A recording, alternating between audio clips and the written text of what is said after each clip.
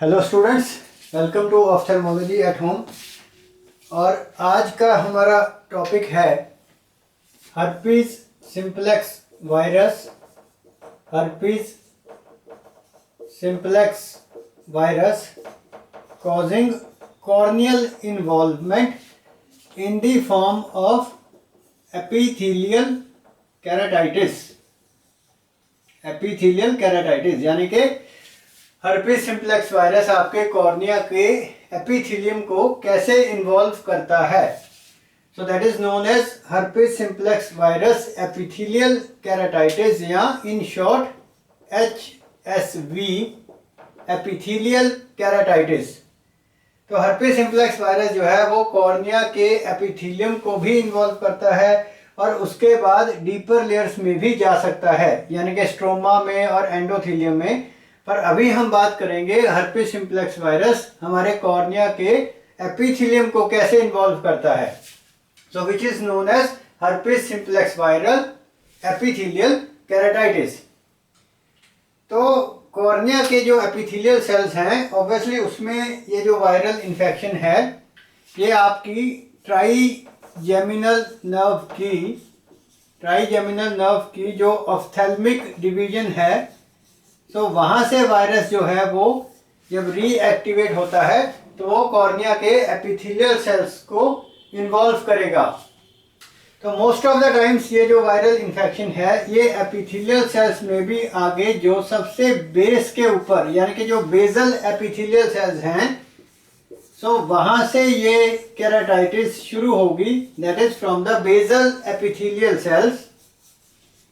Now what happens is के the viral infection या keratitis will obviously result in epithelial cell destruction.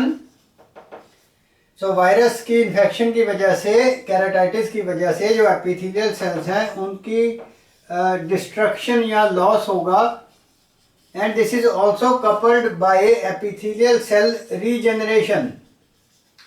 तो therefore epithelial cells की destruction या loss भी हो रहा है और साथ ही साथ एपिथेलियल सेल्स जो है वो रीजनरेट भी हो रहे हैं। तो ये दोनों प्रोसेसेस की वजह से यानी कि एपिथेलियल सेल डिस्ट्रक्शन और एपिथेलियल सेल रीजनरेशन की वजह से जो मेन इंपॉर्टेंट पैटर्न बनता है एपिथेलियल केराटाइटिस का, हर्पीज सिंप्लेक्स वायरस की एपिथेलियल केराटाइटिस का जो मेन पैटर्न बनता है वो है एक very important and characteristic dendrite. तो देयरफॉर हर्पीज सिंप्लेक्स वायरस की जो एपिथेलियल केराटाइटिस है उसमें हमें एक डेंड्राइट या डेंड्रिटिक फॉर्मेशन देखने को मिलती है। और ये डेंड्राइट जो है वो इसलिए बनता है because of the pattern between epithelial cell destruction and regeneration. तो हर्पीज सिंप्लेक्स वायरस की केराटाइटिस में जो डेंड्राइट है उसके दो बहुत इंपॉर्टेंट फीचर्स हैं। There are two very important या pathognomonic features of HSV epithelial keratitis. वो क्या है कि इसमें जो डेंड्राइट बनेगा, तो डेंड्राइट का बेसिक मतलब है ब्रांचिंग वाला पैटर्न। तो जैसे यहाँ से शुरू हुआ और ये इसकी ब्रांचिंग बन गई, फिर आगे चल के फिर से ब्रांच हो गया। तो इसमें दो बहुत इंपॉर्टेंट फीचर हैं कि ये जो डेंड्राइट है इसके अराउंड, डेंड्राइट के सराउंडिंग, राइट, डेंड्राइट के अराउंड या डेंड्राइट के सराउंडिंग हमें एक माइक्रो डिस्ट्रक्शन पैटर्न देखने को मिलेगा।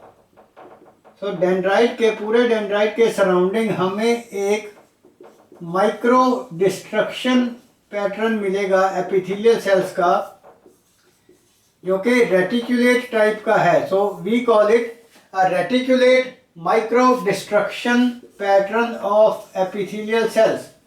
अ reticulate micro destruction pattern of epithelial cells surrounding the dendrite.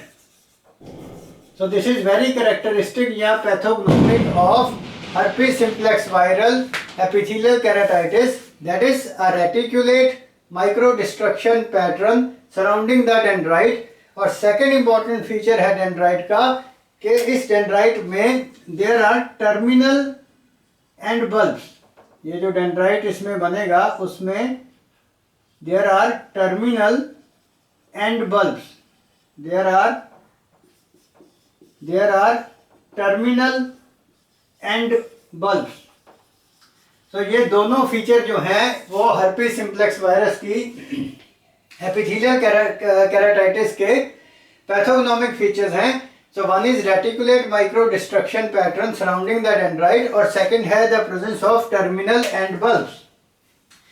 तो इनको डायग्नोज करना बहुत इंपॉर्टेंट है क्योंकि जो डेंड्राइट है वो सीवियर ड्राई आई में भी बन सकता है। सो सीवियर ड्राई आई जो कि आप जॉगरन्स सिंड्रोम में देखते हो, पेशेंट्स ऑफ केरेटोकंजंक्टिवाइटिस सिक्का या Sjogren syndrome, so these patients they have a severe dry eye. तो उनमें भी डेंड्रेटिक अपीयरेंस होती है, पर उसमें जो डेंड्रेटिक अपीयरेंस है उसमें ना तो वो कैरेक्टरिस्टिक एपिथेलियल डिस्ट्रक्शन पैटर्न है और ना ही उनमें टर्मिनल एंड बल्ब्स होते हैं। तो देयरफॉर ये जो डेंड्राइट आप सीवियर ड्राई आई में देखते हो, इसकी हम क्लिनिकल फोटोग्राफ भी देखेंगे, तो वो आपका डेंड्राइट जैसे लग रहा है पर वो डेंड्राइट नहीं है। सो देयरफॉर उसको हम बोलते हैं कि it is a pseudo dendrite. तो ऑब्वियसली ये जो सूडो डेंड्राइट है ये टिपिकल डेंड्राइट से डिफरेंट है और इसकी ट्रीटमेंट जो है वो सिर्फ लुब्रिकेंट्स रहेंगे, इसमें हमने एंटीवायरल ड्रग्स को यूज नहीं करना।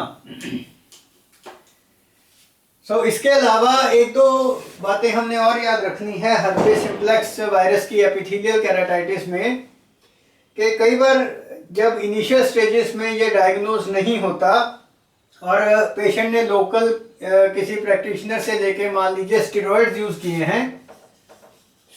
यूज किए हैं, so therefore because of the use of topical steroids ये जो हर्पीज सिम्प्लेक्स वायरस का डेंड्राइट है it gets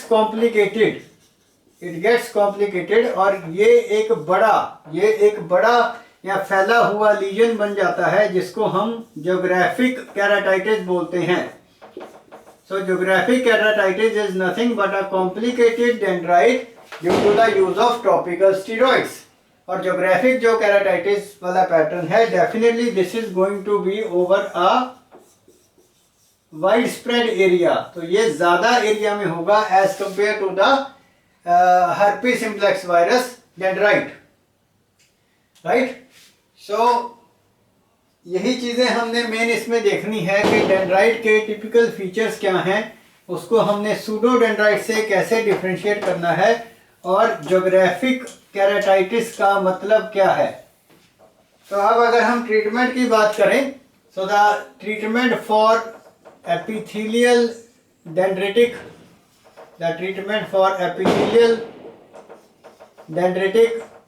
keratitis is topical acyclovir ointment 5 times a day, and generally this is required for 1 to 2 weeks.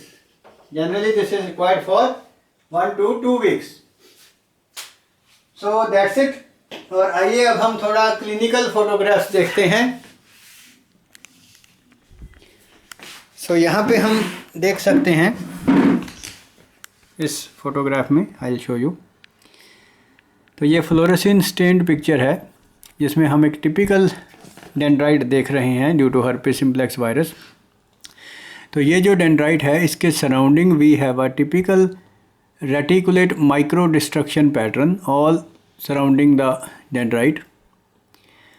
और ध्यान से देखेंगे तो ये जो डेंड्राइट है इसके यहाँ पर we have a terminal end bulb. So this is very characteristic या pathognomonic of herpes simplex virus. ये सेम एक और पेशेंट की फ़ोटोग्राफ है, इसमें ये जो डेंड्राइट है ऑब्वियसली ये उससे बड़ा है और बड़ा टिपिकली हम देख सकते हैं कि इसमें ये सारे एंड बल्ब्स हैं, and these end bulbs they are very characteristic of herpes simplex viral epithelial keratitis. Now have a look at this. इसमें क्या है कि due to the use of topical steroids ये जो डेंड्राइट है वो बढ़ गया है। सो देयरफॉर हम देख सकते हैं कि लिम्बस से काफ़ी वाइड स्प्रेड डिफेक्ट शुरू हो रहा है और ये इसका पैटर्न है। So this is known as geographic keratitis. तो इसमें हम स्टीरॉइड्स को स्ट्रिक्टली और इमीडिएटली बंद करेंगे और टॉपिकल एसाइक्लोविर शुरू करेंगे। Now this is a picture of a pseudodendrite. So ये ड्राई आई पेशेंट है जिसमें आप देखो कि ये भी देखने में डेंड्राइट लग रहा है, पर अगर ध्यान से देखें इसमें टर्मिनल एंड बल्ब नहीं है कहीं भी, और ये सारा डेड ग्रेइश एपिथेलियम है। और इसमें जो टिपिकल जैसे हमने डिस्कस किया रेटिकुलेट माइक्रो डिस्ट्रक्शन पैटर्न वो भी नहीं है। So thank you for your patience listening. Any doubt, most welcome.